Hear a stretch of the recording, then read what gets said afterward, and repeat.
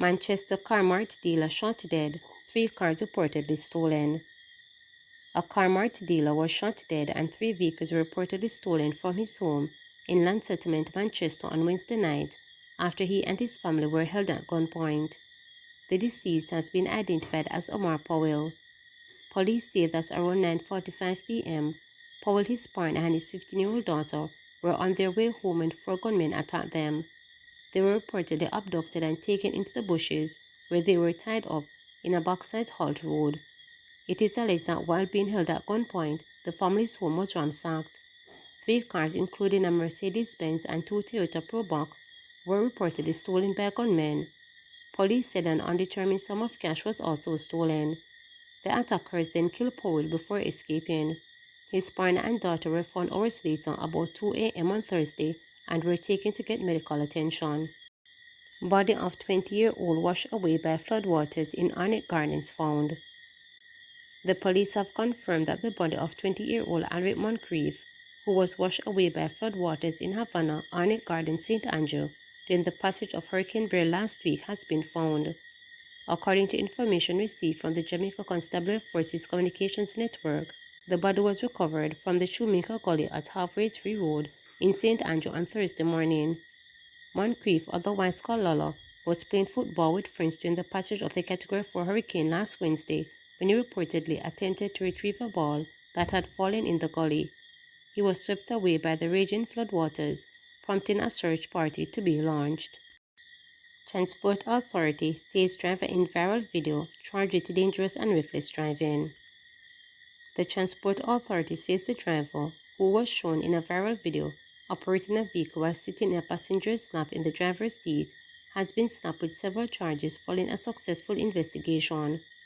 In a statement on Thursday, the authority said a joint operation with the Jamaica Constabulary Force resulted in the driver being taken into custody and charged with dangerous driving, operating with excess passengers, operating without insurance coverage, a Transport Authority badge, uniform, and operating contrary to the terms and conditions of his road license. In addition, the authority said the motor vehicle was examined by the Island Traffic Authority and found in breach of the standard or the law of a public passenger vehicle (PPV). As a result, the plates were removed from the vehicle. He identified himself as Calvin Cameron while issuing a public apology on video. However, Transport Authority Managing Director Rossin Smith says he is considering other actions against the driver in accordance with their suspension and revocation policy. Further, the Transport Authority and the Jamaica Constabulary Force say they will continue to intensify monitoring and enforcement activities of public passenger vehicles to ensure public safety and compliance with the law. Smith is reminding drivers and operators of PPV that they are entrusted with the lives of their passengers and have a duty to care to all road users. He stressed that these kinds of driving behavior have the potential to endanger the lives of commuters and road users in general. In the meantime, the authority is encouraging the public to fully utilize its WhatsApp 876-551-8196 or 876-926-8912 and the Driver Safe app to report the various infrastructure that may be committed by PPV operators so that the appropriate sanctions can be applied. Additionally, the Transport Authority is encouraging members of the commuting public to choose other legal public passenger vehicles as their mode of transportation. Hanover Councelor says bushing of electricity line should have minimized damage to GPS network. Marvel Swell, the People's National Party counsel for the Green Island Division in Hanover, is questioning why the electricity service provider, the Jamaica Public Service JPS Company Limited, is starred in undertaking a comprehensive bushing of its network.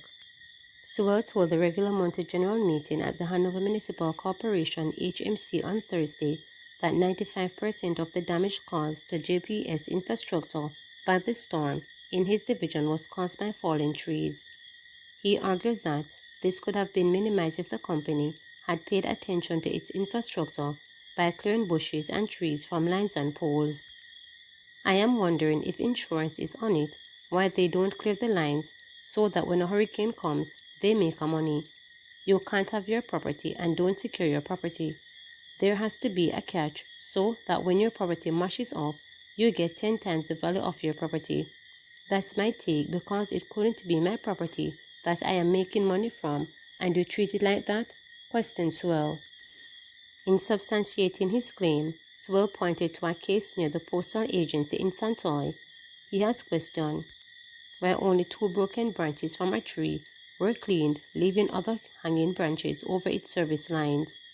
Right now, Green Island Division would have current if the lines were debushed, stated the councillor, who further called for a meeting to be set between the utility company and HMC. Swell also wants a meeting to be set with the National Water Commission (NWC) to get a better understanding of why a recently installed electricity generator of the Longwood treatment plant was not working. This, he said, resulted in communities having to wait for days for water restoration after JPS was able to restore electricity supply to the plant. Andrea Grant, the People's National Party councillor for Sandy Bay Division, said JPS was tardy in replacing faulty poles, which had contributed to the downfall of several poles in the rural sections of the parish. On the other hand, Grant said the slow pace of the National Works Agency (NWA) in clearing several rural roads under its watch had led to residents to clear several roads of fallen trees and other items. Grant said that the residents did so with the hope of receiving a clear passage from JPS to come in and restore the electricity supply. Arguing that not much is known about JPS restoration efforts, Grant, who is also Deputy Mayor of Lucy, is calling for the corporation to reach out to the company to get an idea of where it is with their restoration efforts.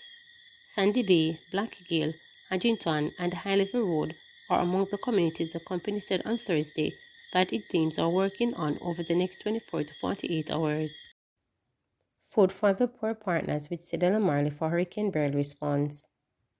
Food for the Poor, FFTP, has partnered with Sidel and Marley to raise funds to help survivors of Hurricane Beryl with repairs or replacement of thousands of zinc roofs damaged and destroyed by the Category 4 storm, which swept Jamaica and several other Caribbean islands last week. Cedella is the daughter of legendary Jamaican reggae musician Bob Marley and Rita Marley. I have many family members and friends in Jamaica and have been in constant contact with them, she stated, who lives in South Florida. They tell me their great concern for those left hungry and homeless, especially the children. Marley visited FFTP's Coconut Creek, Florida headquarters on Friday and Saturday and worked alongside volunteers to pack hygiene kits with essential everyday items that people need in a crisis. People need help, and that's why we're working with Food for the Poor on delivering much-needed supplies, Marley stated. This is a humanitarian crisis of epic proportions. With so many homes in need of new roofs or major roof repair, the Bob Marley and Rita Foundation, working in concert with FFTP, is raising funds to provide zinc roofing and hurricane straps. We have deeply honored to partner with Sidel Marley and the Bob Marley and Rita Foundation, FFTP President and Chief Executive Officer Edwin stated. The materials for new roofs and their repair are critical for the families affected. They will provide safety, security, and hope to those who have faced unimaginable hardship. As we brace for what is expected to be an active hurricane season, it is more important that ever that these roofs are repaired and complete swiftly, he further stated. Prior to the storm in Jamaica, FFTP disaster preparedness kits for 500 families were ready to be deployed. In the aftermath of the storm, the charity delivered 400 packages and an additional 140 by the weekend of food, hygiene kits, tarps, water boats, and blankets to affected families in the 6 hardest hit parishes: St. Mary, St. Thomas, St. Catherine, Clarendon, Manchester, and St. Elizabeth. FFTP also has 53 containers of food, hygiene items, and medical supplies, either at the port or en route to all affected areas, including 27 containers to transit to Jamaica. More than 1,000 people evacuated their homes in Jamaica and are now in shelters. Ring said FFTP is uniquely positioned to provide aid through its network of more than 30 distributor centers across Jamaica, plus a network of partners in the Windward Islands. Our team, in collaboration with local partners, is ensuring that essential aid reaches those who need it most, Ring said. We are committed to standing by these communities as they begin the process of recovery and rebuild. Please remember to subscribe, like, share, and click the notification bell for daily updates.